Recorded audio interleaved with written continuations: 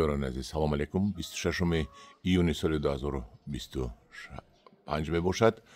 قرار دارم در حوالی خودم شهر دوشنبه و شما یک نوار برای راحت کردن چشم شما پیشنهاد میکنم از پخته رسیدن انگورهای حوالی من.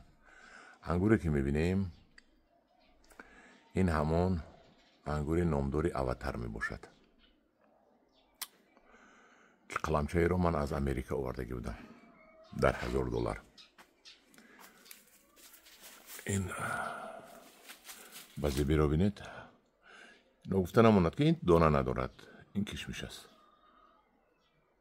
بینید خیلی خوشوی بزیب، خیلی خوشوی بزیب خوشروی.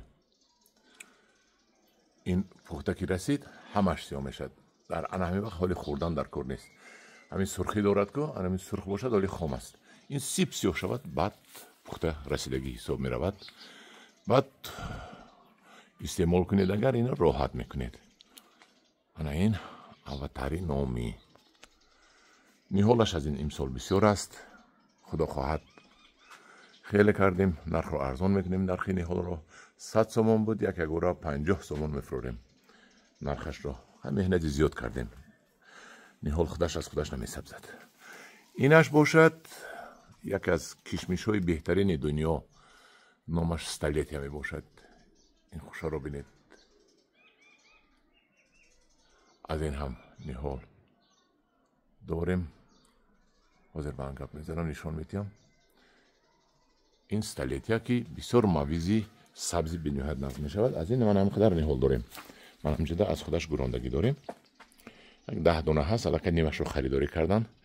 اگه کدامی خریدار باشد مرحمت مراجعت کند. نیهالش رو 100 سومنی میتیم. آن از همین کنده یک 5-6 دانه ماندگی.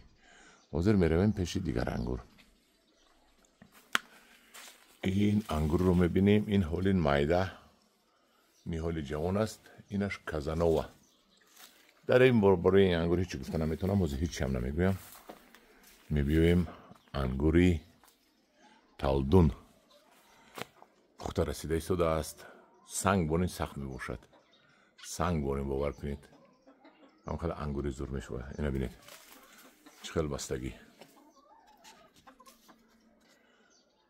چقدر خوش و زیبا. اینش رو چونچوق خورده رفته سیوایش رو. ما درک نداره اونه که چونچوق از ما پیشتر چونچوق صاحبش است. اینو بینید گنجشکا هم رو خورده می روان. خیلی میبنده چقدر رزق و نصیبش باشد و هم میخورد. رزق و نصیب ما باشد ما میخوریم. اینو بینید دانه هایش نهایت کلان میباشد. اینو بینید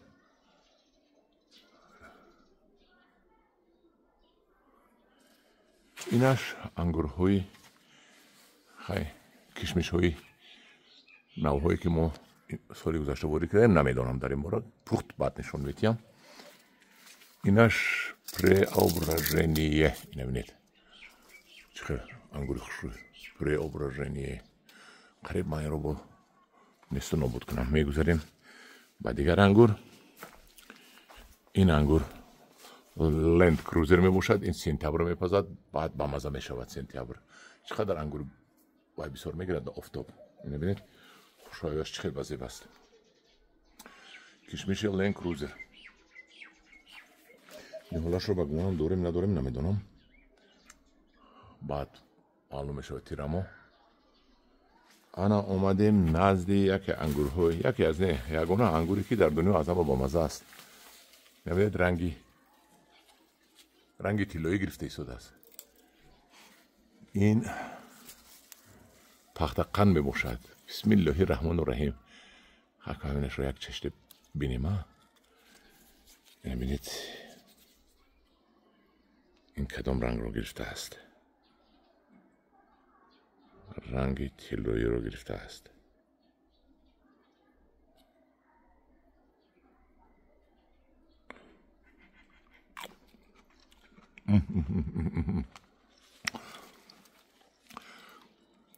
مزه شکری سوختگی کو شکر قیام شکر مزه همون رو میکنن. این با دانه ندارد با همین بزرگش. الان خیلی کلان کلان با این کشمش است. خیلی سال بسیاری میخوریم خدا خواهد.